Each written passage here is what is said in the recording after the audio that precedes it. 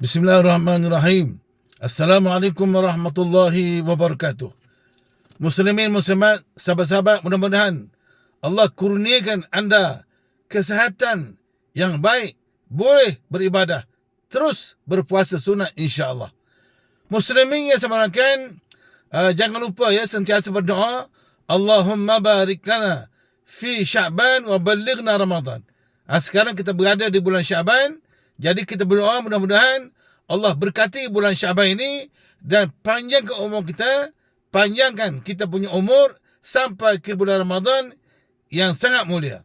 Muslimin yang semulakan, jadi tujuan saya buat video pada petang ni, pada kali ni, bukan nak ceramah pasal fadilat Sya'ban, bukan nak bincang pasal malam nisfu Sya'ban, bukan nak bincang pasal Ramadan. Tapi saya buat video pada kali ini sebab saya nak ajak sahabat-sahabat semua join saya buat bisnes. Bila saya ajak kawan-kawan buat bisnes, ada pula yang kata, Ustaz, segan lah Ustaz, malu lah, segan lah nak jual-jual ni, nak jual-jual barang ni, segan lah. Tuan-tuan, jangan segan, jangan malu. Jangan segan, jangan malu buat berniaga bisnes ni. Sebab Nabi dulu pun berniaga. Imam Abu Hanifah pun berniaga. Sebelum dia jadi ulama, dia berniaga. Imam Lais bin Sa'ad, ulama Mesir, bermazhab Syafi'i, dia pun berniaga. Jadi, jangan malu kita berniaga ni. Dah, bila kita ajak, hello Syekh, hello sahabat, hello kawan, jom join business. Kita jual barang lah. Kita jual coklat, jual kurma, jual tudung muslimah, kita jual kopi. Nah, kopi kau punya, kopi Brazilian, daripada Brazil. Oh Ustaz, segan lah Ustaz, malu lah. Dah, inilah masalah kita, asyik malu je. Dah, dia duduk kat rumah, main WhatsApp, asyik tengok internet je. Dah, tak malu membazir masa. Dah, dia minta pinjam duit, minta hutang, tak malu pula. Tapi bila kita ajak berniaga ni, malu.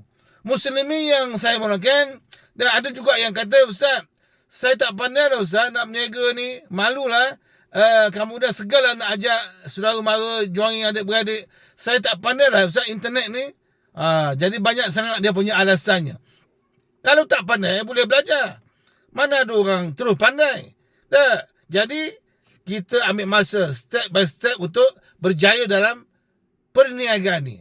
Jom.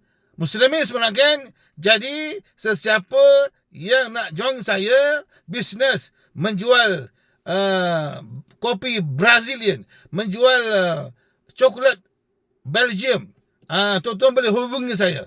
Produk ni ada cop halal jakim dan selamat untuk pesakit diabetes. Jadi muslimin yang saya mulakan, dekat-dekat raya ni, nak carilah duit raya. Nanti nak balik kampung lah, nak sewa homestay lah, nak duit minyak lah, kereta nak repair lah, nak beli baju raya lah, nak bagi duit pada mak, adik-beradik duit raya lah.